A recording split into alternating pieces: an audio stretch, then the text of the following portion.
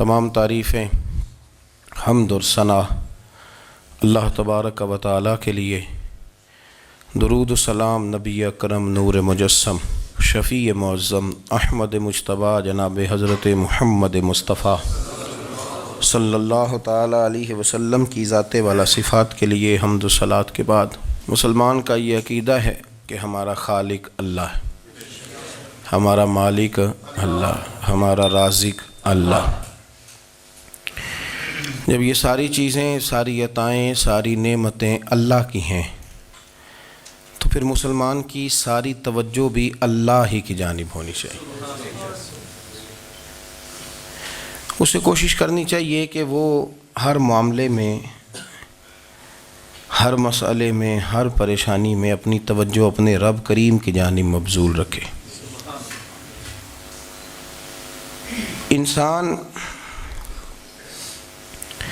جب اپنے علم پر بھروسہ کرنے لگتا ہے یا اپنی عقل پر بھروسہ کرنے لگتا ہے یا اپنے تعلقات پر بھروسہ کرنے لگتا ہے یا اپنی دولت پر، مال پر، صحت پر، تو ایک بہت بڑے دھوکے کا شکار ہو جاتا ہے۔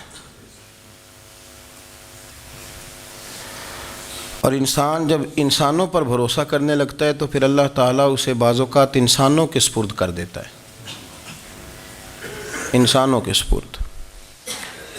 اور بہت سارے ایسے لوگ بھی ہوتے ہیں جو رب کریم کو بھولتے ہیں اور وہ اپنی ساری توجہ انسانوں کی طرف، دنیا کی طرف، دنیا داروں کی طرف کر لیتے ہیں، تو اللہ تعالیٰ فرماتا ہے پھر میں انہیں یہ سزا دیتا ہوں کہ وہ مجھے بھولنے نکلے تھے تو میں نے انہیں ان کا اپنا آپ بھی بھلا دیا، اپنا آپ بھی۔ سورہ حشر کو دیکھیے گا، فرمایا وَلَا تَكُونُوا كَالَّذِينَ نَسُوا اللَّهَ فَأَنسَاهُمْ أَنفُسَهُمْ۔ ان لوگوں کی طرح نہ ہو جانا جنہوں نے اللہ کو بھلا دیا تو اللہ نے پھر انہیں ان کا اپنا آپ بھی بھلا دیا، انہیں اپنی بھی ہوش نہیں رہی، وہ ایسے مسائل میں گھر گئے، وہ ایسی آزمائشوں میں الجھ گئے، وہ ایسی دنیا داری کے اندر الجھے کہ انہیں اپنا بھی پتہ نہ چلا۔ اب تو ڈھونڈتا پھرتا ہوں اے اقبال اپنے ہی آپ کو، اب تو ڈھونڈتا پھرتا ہوں اے اقبال اپنے آپ کو، آپ ہی گویا مسافر، آپ ہی منزل ہوں میں۔ جب انسان خدا فراموش ہوتا ہے تو خود فراموش ہو جاتا ہے۔ ہمارا بڑے زمانے سے تکیہ ہے، کبھی امریکہ پر، کبھی یورپ پر، کبھی برطانیہ پر، کبھی مالداروں پر، کبھی اسلحے والوں پر۔ اس کا نقصان یہ ہوا کہ اپنا کوئی وجود نہیں رہا، اپنا کوئی نظریہ نہیں رہا، اپنی کوئی سوچ نہیں رہی۔ ایسے محسوس ہوتا ہے کہ کوئی منشور نہیں، کوئی دستور نہیں، لگام منہ میں ہے اور اس کا سرا کسی کے ہاتھ میں ہے، وہ جدھر چاہتا ہے ہمیں گھما لیتا ہے۔ اللہ فرماتے ہیں یوں نہ ہو جانا کہ تم رب کو بھلا دو اور پھر تمہیں اپنا آپ بھی بھول جائے۔ اولئک ھم الفاسقون، فرمایا یہ وہ لوگ ہیں جو نافرمان ہیں اللہ کے، یہ نافرمان ہیں۔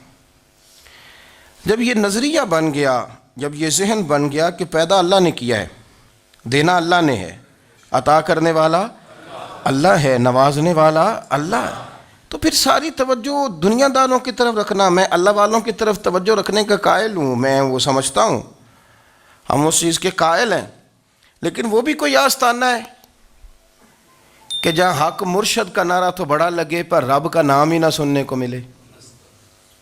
یہ بھی کوئی بات ہوئی کہ جہاں یہ تو نعرہ زور سے لگے کہ جیوے جیوے مرشد جیوے، لیکن استغفار کا درس ہی نہ ملے۔ جہاں ہر وقت یہ بتایا جائے کہ یہاں آ گئے تو بچ گئے، کیسے بچیں گے؟ میرے رسول پاک علیہ السلام کا دروازہ سب سے بڑا دروازہ ہے، حضور کا دروازہ سب سے بڑا دروازہ ہے، لیکن میرے دوستو یاد رکھنا، نبی پاک علیہ السلام نے بھی لوگوں کو جب رستہ دکھایا ہے تو رب کریم کا رستہ دکھایا ہے، اللہ کا رستہ دکھایا، اللہ کریم کا رستہ دکھایا، لوگوں کو رب کی طرف توجہ کرائی۔ میرے رسول کریم سید عالم صلی اللہ تعالی علیہ وسلم نے لوگوں کی اللہ کی جانب توجہ کرائی اور لوگوں سے یہ کہا کہ وہ اپنے رب کریم کی جانب اپنا ذہن رکھیں، اپنی توجہ اپنے اللہ کی جانب مبذول کریں۔ میری بات کو اچھے طریقے سے سمجھیے گا، علم اللہ تبارک و تعالی عطا کرتا ہے، تو اسے اللہ کی عطا ہی سمجھنا چاہیے۔ کچھ لوگوں کے پاس علم ہوتا ہے پر علم نافع نہیں ہوتا، وہ ٹامک ٹونجا مارتے رہتے ہیں ساری زندگی۔ علم کو اللہ کی عطا سمجھیں، اپنی عقل پر اپنے شعور پر زیادہ بھروسہ نہ سمجھیں، نظر اللہ پہ رکھیں۔ حضرت مولا علی شیر خدا کرم اللہ تعالی وجہہ الکریم سے کسی نے پوچھا تھا بڑا عالم کون ہوتا ہے؟ ہمارے ہاں تو اب وہ والے عالم پائے جاتے ہیں نا، اللہ ماشاء اللہ، جو ممبر پہ بیٹھتے ہیں تو دعوے ہی دعوے ہیں، ممبر پہ بیٹھتے ہیں تو دعوے ہی دعوے ہیں، اس طرح کے عالم ہمارے ہاں پائے جاتے ہیں۔ وہ ہر بات میں دعویٰ کرتے ہیں، میں یہ کر دوں گا، میں وہ کر دوں گا۔ یہ مزاج علماء کا نہیں۔ حضرت علی المرتضیٰ سے کسی نے پوچھا بڑا عالم کون ہوتا ہے؟ فرمایا بڑا عالم وہ ہوتا ہے کہ جسے مسئلے کا پتہ نہ ہو تو وہ کہہ دے مجھے نہیں پتہ، میں پتہ کر کے بتاؤں گا، غلط بات بیان نہ کرے۔ امام مالک سے کسی نے کوئی مسئلہ پوچھا تو آپ فرمانے لگے مجھے اس سوال کا جواب نہیں آتا، ہمارے بزرگ سمجھاتے کیا ہیں؟ وہ کہنے لگا آپ اتنے بڑے امام ہیں تو اس سوال کا جواب نہیں آتا۔ آپ فرمانے لگے اگر مجھے ہر سوال کا جواب آتا پھر تو میں خدا ہوتا، مجھے ہر سوال کا جواب نہیں آتا، مجھے تو اتنا آتا ہے جتنا میرے رب نے مجھے عطا کر دیا ہے۔ اپنی نظر اللہ پہ رکھیں، نکل آئیں اس معمے سے باہر کہ میں کوئی بلا ہوں، مجھے بڑا پتہ ہے، میرے پاس 6 ڈگریاں ہیں، مجھے 10 جگہ پہ تدریس کا شغف حاصل ہے، اس سے نکلیں باہر۔ قرآن مجید دیکھیے گا، اللہ تعالیٰ نے ارادہ قدرت فرمایا کہ میں حضرت آدم کو بناؤں گا، پھر بنانے کے بعد فرمایا فرشتوں سجدہ کرو آدم کو، سب نے سجدہ کیا الا ابلیس ابا واستکبر وکان من الکافرین، سب نے سجدہ کیا سوائے ابلیس کے، اس نے انکار بھی کیا، تکبر بھی کیا اور کافروں میں سے ہو گیا۔ تو یہ جب اللہ تعالیٰ نے سجدہ کرایا تو کیسے کرایا؟ اللہ تبارک و تعالیٰ نے نا حضرت آدم کو علم سکھایا خود، وعلم آدم الاسماء کلہا، خود اللہ فرماتے ہیں کہ میں نے جناب آدم علیہ السلام کو تمام اشیاء کے نام سکھائے، سب اشیاء کے نام سکھائے۔ تو وہ چیزیں پھر میں نے نا، اللہ فرماتے ہیں میں نے فرشتوں پہ پیش کی، میں نے کہا کہ بتاؤ ان کے نام کیا ہے، تو فرشتوں نے جو جواب دیا ہے وہ سمجھنے والا ہے۔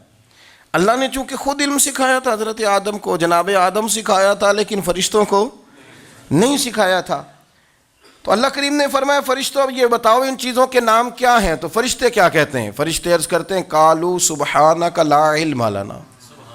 آپ کبھی یقین کریں اس چیز کی لذت لیں تو مزہ آ جائے۔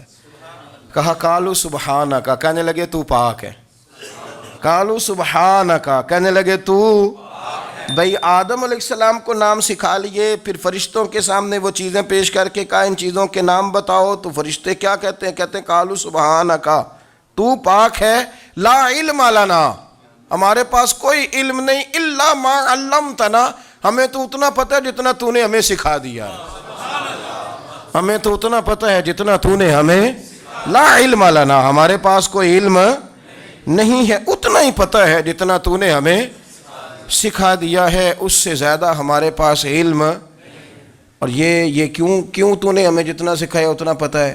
فرشتے یہ نہیں کہتے یا اللہ تو زیادہ سکھا، آدم کو دیا تو ہمیں بھی دے، یہ نہیں فرمایا، فرمایا انک انت العلیم الحکیم، اے اللہ تو علم والا بھی ہے اور حکمت والا بھی ہے، تجھے پتہ ہے کس کو کتنا دینا ہے، جتنا تو نے مناسب سمجھا جناب آدم کو دیا، اور جتنا تو نے بہتر سمجھا وہ تو نے ہمیں عطا فرمایا۔ تو اگر آپ کے پاس علم ہے، کہیں نالج ہے، تو اس کو اللہ کی عطا سمجھیں۔ ہمارے ہاں بہت سارے لوگ بن کے بیٹھ جاتے ہیں، میں اکثر کہتا ہوں کہ پھر وہ دعوے کرتے ہیں میرے علاقے والے جاہل ہیں، میرے شہر والے جاہل ہیں، میرے خاندان والے پڑھے نہیں۔ یہ آپ کا دعویٰ ہے، یہ آپ کو خراب کر دے گا۔ ہم نے بہت سارے ایسے لوگ دیکھے جو بہت بڑے عالم تھے، لیکن اللہ جب لینے پہ آیا تو عقل ہی لے گیا، شعور ہی چلا گیا، حافظے ختم ہو گئے۔ آپ دیکھتے ہیں بڑھاپے میں کچھ لوگ ایسے ہوتے ہیں کہ جن کو یہ بھی یاد نہیں رہتا کہ میرا نام کیا ہے، میں کہاں ہوں، مجھے کدھر جانا ہے۔ تو اس وقت سے اللہ کی پناہ مانگیں اور اپنی نظر اپنے رب کریم کی جانب رکھیں، اللہ کی جانب اپنی نظر کو مبذول رکھیں۔ دوسری بات، علم کے بعد ایک چیز آتی ہے جس کا نام ہے ہدایت، جس کا نام ہے تقوی، جس کا نام ہے پرہیزگاری، جس کا نام ہے عمل، عبادت، ریاضت۔ یہ بھی اسی وقت ہی نصیب ہوتی ہے جب میرا رب کریم نصیب فرما دیتا ہے۔ ہم نے نا نیکی کا اپنا اپنا سٹیٹس بنا لیا ہے، اپنا اپنا معیار بنا لیا ہے۔ کچھ لوگ کہتے ہیں کہ جناب مسجد میں سیمنٹ کا توڑا دینے سے بہتر ہے کسی غریب کو آٹے کا تھیلا دے دو۔ اب اس نے اپنا مزاج بنا لیا نا نیکی کا، اس نے اپنا سٹیٹس بنا لیا ہے۔ میرا یہ سوال ہے کہ نبی پاک صلی اللہ تعالیٰ علیہ وسلم جب مدینہ شریف آئے تھے تو حضور نے سب سے پہلے غریبوں میں آٹا تقسیم کیا تھا کہ سب سے پہلے مسجد بنائی تھی؟ کیا عجیب لوگوں کا رنگ ہے، اپنی مرضی کی ہدایت، اپنی مرضی کا تقوی، اپنی مرضی کا معیار۔ مسجد کوئی بڑا چھوٹا خطیب بھی میری طرح کا ہو نا تو وہ مسجد میں بیٹھ کے جب نبی پاک کی بات کرتا ہے تو کہتا ہے میرے رسول پاک غریبوں کا سہارا بن کے آئے۔ وہ غریبوں کی بات کرتا ہے، مسکینوں کی، لاچاروں کی، کمزوروں کی بات۔ تو مسجد ہی تو وہ ادارہ ہے جہاں سے غریبوں کی بات ہو رہی۔ تو اب لوگوں نے غریب کو اور مسجد کو لڑانا شروع کر دیا، اس کو لڑاؤ کہ مسجد میں پیسے دینے سے بہتر ہے آپ غریب کو آٹے کا تھیلا دے دیں۔ آپ یہ کیوں نہیں کہتے کہ مسجد میں بھی آپ توڑا دیں ایک سیمنٹ کا اور ساتھ غریب کو بھی خدمت کریں؟ یہ کیوں نہیں تقویٰ؟ اپنی اپنی مرضی کا مزاج، اپنی اپنی۔ کچھ لوگ کہتے ہیں چھوڑو جی، ساری زندگی انسان نماز پڑھتا رہے اور پھر گالیاں بھی دیتا رہے، بندہ داڑھی بھی رکھ لے اور جھوٹ بولنا بھی نہ چھوڑے، تو یہ آپ نے اپنے پاس سے تقوی کا معیار بنایا ہے۔ گالی دینے کا گناہ ہے اور داڑھی رکھنے کا ثواب ہے۔ تو اگر آپ داڑھی رکھے ہوئے ہیں اور آپ کوئی غلطی کر رہے ہیں تو اس سے آپ کی داڑھی کا ثواب ختم، اللہ کرے آپ کو سمجھ آئے میری بات کی۔ آپ کوئی غلطی کر رہے ہیں، داڑھی کا ثواب اس سے ختم، وہ اپنی جگہ پہ قائم ہے چیز۔ اپنی مرضی کا کیوں تقوی کا معیار بناتے ہیں؟ تقوی کا مزاج اپنی مرضی کا نہ بناؤ، اللہ کی بارگاہ سے دعا مانگو کہ یا اللہ ہمیں ہدایت کا نور عطا فرما، اللہ تو ہمیں رستہ دکھا، تو بتا کہ ہدایت کیا ہے۔ تو رب فرماتا ہے اللہ ولی الذین آمنوا، اللہ مومنوں کا مددگار ہے، یخرجہم من الظلمات الی النور، وہ انہیں اندھیروں سے نکالتا ہے اور نور کی طرف روشنی عطا فرماتا ہے۔ اندھیروں سے نور کی طرف اللہ لاتا ہے۔ اللہ ولی، اللہ مومنوں کا ولی ہے، وہ انہیں اندھیروں سے نور کی طرف نکالتا ہے۔ ہدایت ہمیشہ اللہ کی طرف سے سمجھے۔ جب وہ نماز کی توفیق دیتا ہے تو اپنے فضل سے دیتا ہے، جب وہ ذکر کی توفیق دیتا ہے تو اپنے فضل سے۔ ہم سمجھتے ہیں ہو جی فلانا نہیں پڑھ رہا بڑا بیوقوف ہے، فلانا نہیں پڑھ رہا، تو تم کیا اپنی عقل کے زور پہ پڑھ رہا ہے؟ میں جی اللہ کے فضل سے 2 سپارے پڑھتا ہوں، تو کس پہ احسان کرتے تو 2 سپارے پڑھ کے رویا کر۔ کہا اگر مالک تو بڑا قریب نہیں، بڑے لوگ ہیں جن کو پورا قرآن حفظ ہے پر انہیں پڑھنے کی توفیق نہیں، تو انہیں فضل کیا اور مجھے توفیق دے دی ہے پڑھنے کی۔ رویا کر، پڑھ کے رویا کر، راتی ساری کر کر زاری، او نیند اکھاں تھی توندے تے فجرے اوہی گناہگار کہاون سب تو نیوے ہوندے۔ مہربانی کریں، ڈریں، نیکی کریں تو پھر ڈریں، پھر احساس پیدا کریں، پھر اپنے اندر وہ کمزوری لائیں، کہیں توبہ توبہ مجھے تو پتہ ہی نہیں، تو جانتا ہی نہیں۔ حضرت سیدنا امام اعظم ابو حنیفہ رحمۃ اللہ تعالیٰ علیہ کے ساتھ ایک شخص کہتا میں نے نماز پڑھی، تو عشاء کی نماز تھی۔ یہ جو لوگ بڑے ہوتے ہیں نا، جن کے پیار کرنے والے بڑے ہوتے ہیں، ان کے گرد خوف بھی بڑا ہی ہوتا ہے، انہیں بڑا ڈر لگتا ہے، بڑی بعض اوقات آزمائش ہوتی ہے ان کی۔ عشاء کی نماز کہتے پڑھی تو امام صاحب نے نا عشاء کی نماز میں تلاوت کی آیتیں فَمَن يَعْمَلْ مِثْقَالَ ذَرَّةٍ خَيْرًا يَرَهُ وَمَن يَعْمَلْ مِثْقَالَ ذَرَّةٍ شَرًّا يَرَهُ، فرمایا جو ذرہ برابر خیر کرے گا وہ بھی قیامت میں دیکھے گا، اور جو ذرہ برابر شر کرے گا وہ بھی قیامت میں اس شر کو دیکھے گا، اس کے سامنے آئے گا۔ تو وہ شخص کہتا ہے کہ سارے لوگ نماز پڑھ کے چلے گئے تو امام صاحب رحمۃ اللہ علیہ نے اپنی داڑھی پکڑی، رو رہے ہیں، کہتے ہیں وہ ذرہ برابر نیکی کا بدلہ دینے والے، وہ ذرہ برابر شر پہ سزا دینے والے میری سفید داڑھی کو دیکھ، مالک میرے ذرے ذرے سامنے نہ لانا، لوگ تو میری بڑی قدر کرتے ہیں دنیا، میں تو بڑا پہچانا جاتا ہوں، لوگ تو میری راہوں میں پھول لیے کھڑے ہوتے ہیں، مجھے بڑا نوازتے ہیں، قیامت میں رسوا نہ کر دینا، میرے لیے مشکل ہو جائے گی۔ وہ کہتے ہیں میں نے امام صاحب کا درد دیکھا، مجھے کوئی کام تھا تو میں چلا گیا، میں نے کہا کہ وہ اس وقت اللہ کے حضور حاضر ہیں تو میں دوبارہ آؤں گا۔ کہتے ہیں میں تہجد کا وقت آیا تو امام صاحب وہیں بیٹھے تھے، اور ان کی داڑھی آنسوؤں سے بھری ہوئی تھی اور زور سے داڑھی پکڑی ہوئی، کہنے لگے مالک رسوا نہ کر دیں، قیامت میں رسوا نہ کر دیں۔ یار جو ہدایت یافتہ لوگ تھے وہ تو ڈرے ہوئے تھے، وہ تو سہمے ہوئے تھے، وہ تو کہتے تھے یہ اس کا فضل نہیں، اس نے بلا لیا، یہ اس کا کرم نہیں۔ حضرت باعزید بستامی کسی کافر کو دیکھتے تو رو پڑتے، کہتے مالک تو کتنا کریم ہے، یہ بے ایمان رہ گیا، تو نے اپنے فضل سے مجھے اپنے نبی کا غلام بنا لیا۔ وہ رو پڑتے۔ یہاں تو لوگوں کا دعویٰ ہی بڑا ہے، نمازی اللہ خیر فرمائے وہ تو دوسروں کو گھورتا ہے، وہ کہتا ہے جنت کا میں مالک ہوں، کنجیاں میرے پاس ہیں، میں کسی اور کو گھسنے نہیں دوں گا۔ اور اگر 2-3 حج کر لے تو پھر تو وہ کہتا ہے کہ اب میرے سے پوچھ کے لوگ جنت میں جائیں گے معاذ اللہ۔ اور اگر وہ 2 4 5 7 دفعہ کوئی نفل پڑھ لے تو پھر وہ کہتا ہے چھوڑیں جی سارے لوگ بے عمل ہیں، میں اکیلا نیک ہوں۔ نہ ایسا کریں، اپنی توجہ اپنے رب پہ رکھیں، اپنی توجہ اپنے معین الملت والدین، عطائے رسول، ہند الولی، غریب نواز، خواجہ معین الدین چشتی، حضرت خواجہ اجمیر، شاہ اجمیر، شاہ اجمیر، والی ہندوستان۔ آخری عمر میں نا سارا دن روتے گزر جاتا، ساری رات روتے گزر جاتی، ذرا سی کوئی بات کرتا تو رو پڑتے ہیں، آنکھیں آنسوؤں سے بھری رہتی۔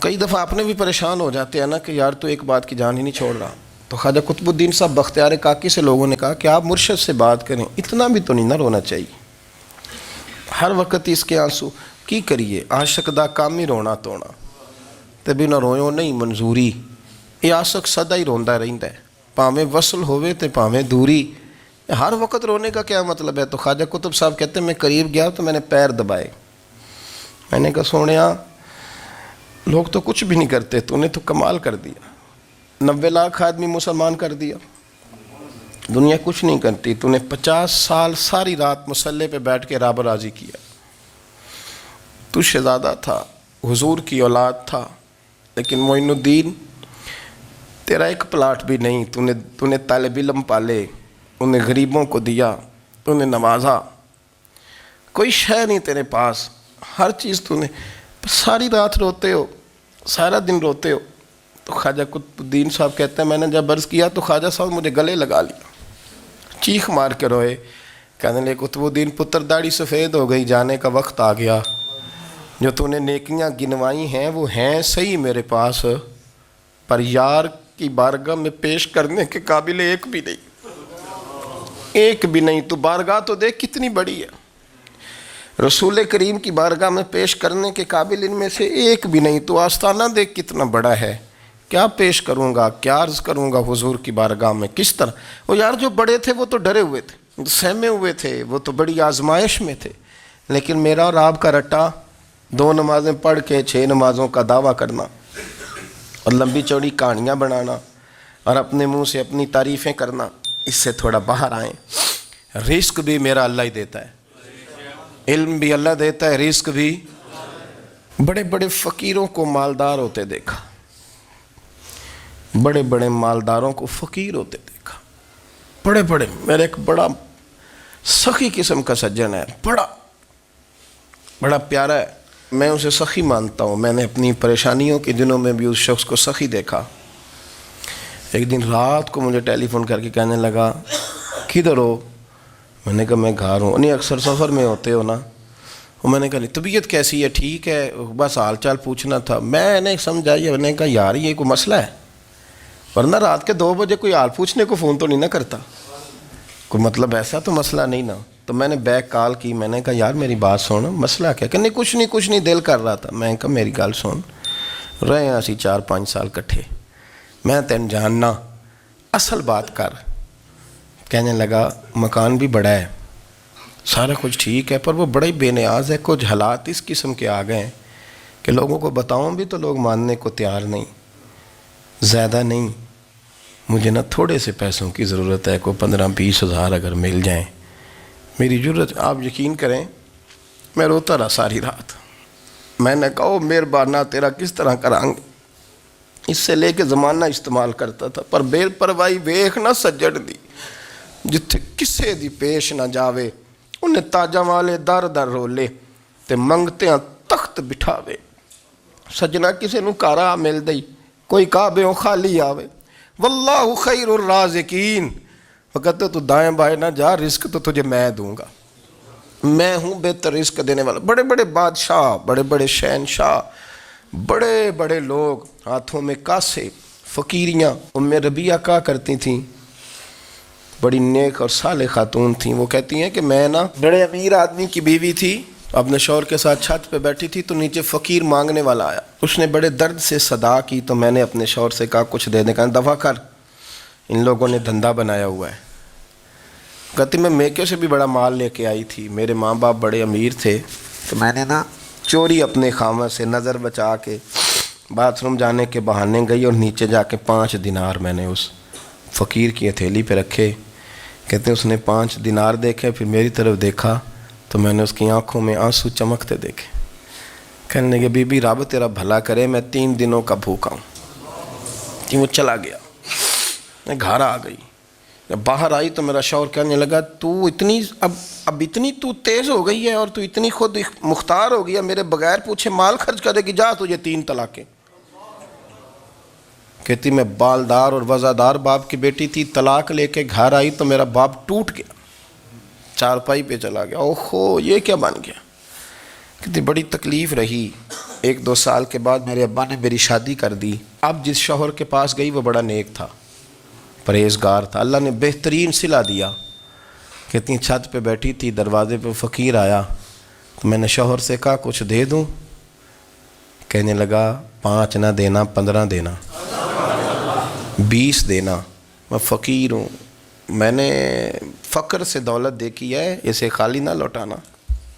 کہتی ہے کہ میں نیچے گئی اور جب میں نے اس کی طرف دینار بڑھائے تو میری چیخ نکلی، پیسے پھینک کے میں بے ہوش ہو کے گری. میرا شوہر نے آ کے اٹھایا، اندر لے گیا، پانی منہ پہ چھڑکا. کہنے لگا تجھے کیا ہوا. کہنے لگی یہ جو مانگنے آیا یہ میرا پہلا شوہر تھا، وہی تھا جو کہتا تھا کہ تو 5 دینار دے آئیے، جا تجھے 3 طلاقیں. پڑھو نا حدیث پاک. میرے نبی پاک علیہ السلام نے فرمایا ایک بندہ گنجا تھا.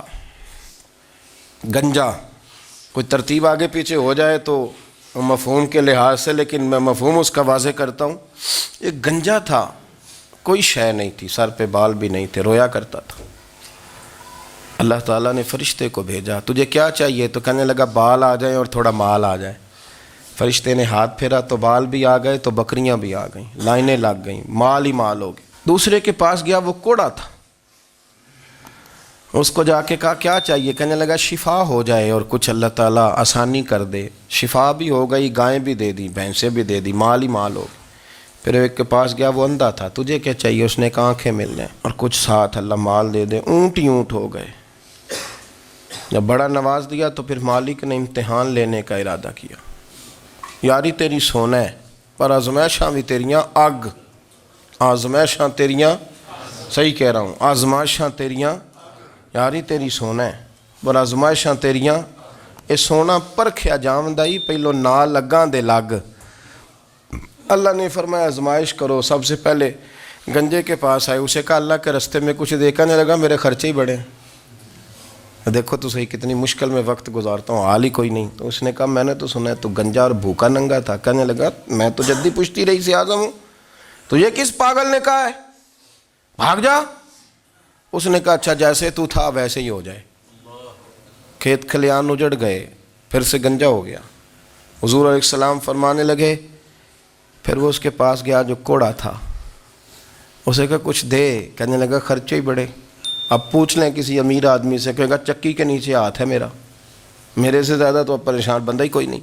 کیا بتاؤں آپ کو، اتنا ٹیکس ہے، اتنا جرمانہ ہے، فلانی شے، بڑا کچھ گنواتے ہیں لوگ. اس نے کہا میں نے تو سنا تو پہلے کوڑا تھا. اس نے کہا جا دوڑ جا، میں تو رئیس اعظم ہوں، دادا بھی پردادا بھی اور ساری نسل ہی. اس نے کہا اچھا جیسے تو تھا ویسے ہی ہو جائے. پھر وہ گیا اندھے کے پاس اور جا کے کہا اللہ کے نام پہ کچھ دے. تو کہنے لگا رب کے نام پہ؟ یہ کھڑے ہیں اونٹ، جتنے تیرے دل کرے لے جا. اس نے کہا کیا معنی اس بات کا. کہنے لگا یار تجھے کیا بتاؤں، میں تو اندھا تھا، میں نے تو کبھی دنیا دیکھی نہیں تھی. پھر اس کریم نے فضل کیا تو مجھے بڑا کچھ دکھایا. میں کیا بتاؤں، میرا دل کر رہا ہے کہہ دوں کہ پھر اس نے کعبہ دکھایا، پھر اس نے روضہ رسول دکھایا. پھر اس نے ریاض الجنہ کے سجدے دکھائے، پھر اس نے اپنے محبوب کے دروازے کی رونقیں دکھائیں، اس نے بڑا کچھ دیا، اس نے بڑا نوازا۔ میرے پاس تو شاید میں بدکار پرانا خادم، کسے در ملی نہ ٹوئی، ایت واصف یار نے نظر جو کی تھی، پھر واصف ہی ہوئی۔ یہ تو اس کا کرم ہوا۔ تو یہ وہ کہنے لگا تو اللہ کے نام پہ جان مانگ، میں وہ بھی دینے کو تیار۔ میرے پاس تو شے کوئی نہیں تھی، مجھے تو اپنا پتہ ہے، میں تو کوئی شے نہیں تھا، کچھ نہیں تھا میرے پاس۔ یہ تو ان کا کرم ہے کہ رخ ان کا ادھر ہے، اور مختصر سی میری کہانی ہے، یہ جو بھی ہے ان کی مہربانی ہے۔ تو وہ کہنے لگا میں بھی کچھ لینے نہیں آیا تھا، تیری آزمائش ہی کرنے آیا تھا، تیری عزتیں بھی سلامت رہیں گی، تیرا مال بھی سلامت رہے گا، تیری شفا بھی۔ اپنی زندگی میں کبھی بھی اللہ کی بارگاہ سے توجہ ادھر ادھر نہ کریں، چھوڑیں لوگ کیا کر رہے ہیں، دنیا کیا کہہ رہی، کبھی بھی اپنی توجہ دائیں۔ ہمارا یہ مسئلہ بن گیا کہ ہماری سیاست ہے، ہماری دنیا داری ہے، ہم بندوں کو راضی کرنا چاہتے ہیں، ہم دیکھتے ہیں کون کس طرح، اور آپ یقین کریں آپ تھک جائیں گے، بندے راضی نہیں ہوں گے، وہ نہیں راضی ہوتے۔ آپ ان کو منا کے لائیں گے تو ادھر والے نکل جائیں گے، ادھر کو منائیں گے تو ادھر والے نکل جائیں گے۔ اس چکر سے باہر آئیں، اس رب کو راضی کریں جو فرماتا ہے ان الذین آمنوا وعملوا الصالحات سیجعل لهم الرحمن ودا۔ فرمایا تو ایمان لانے کے بعد نیک عمل کر، میں لوگوں کے دلوں میں تیری محبت پیدا کر دوں۔ رحمان لوگوں کے دلوں میں محبت ڈال دے گا، اللہ لوگوں کے دلوں میں۔ اپنی نظر ہمیشہ اپنے رب پہ رکھیں، اتنی لمبی چوڑی دنیا داروں سے امیدیں نہ وابستہ کریں۔ میں نے دیکھا ہے لوگ کاسا لیسی کرتے ہیں، کبھی اس کے دروازے پہ کبھی اس کے دروازے پہ۔ ان چکروں سے باہر آئیں اور اپنے رب کی بارگاہ کی طرف توجہ کریں، استغفار شوق سے پڑھا کریں، اور اکیلے میں نا، اکیلے میں۔ حضرت رئیس المتکلمین مولانا نقی علی خان صاحب رحمۃ اللہ نے لکھا ہے کہ فرعون 500 سال حکومت کر گیا، یہاں تو 5 سال کی حکومت کی پیر لڑکھڑاتے ہیں، 500 سال۔ فرماتے اصل وجہ یہ تھی کہ دنیا جب سو جاتی تھی نا تو اوپر چادر لے کے تو مصلے پہ بیٹھ جاتا تھا، اور ہاتھ باندھ کے کہتا تھا رب تو ہی ہے، میرا پردہ نہ کھولنا، مالک تو ہی ہے، کرم نوازی کرنا، میری پکڑ نہ کرنا۔ وہ بے ایمان ہو کے اگر 500 سال ہاتھ باندھے تو گزارا کر لیتا ہے، تو ایماندار ہے۔ پر مسئلہ یہ ہے کہ تو رات کو بکل مار کے ہاتھ نہیں نہ باندھتا، تو منت نہیں کرتا، تو استغفار نہیں کرتا۔ توبہ کریں تو بچے رہیں۔ وہ اتنی لمبی حکومت کر گیا چونکہ رات کو کہتا تھا مالک رب تو ہی ہے، لیکن مہربانی فرما، میری پکڑ نہ فرما، تو اللہ نے تو اس کو مہلت دے دی۔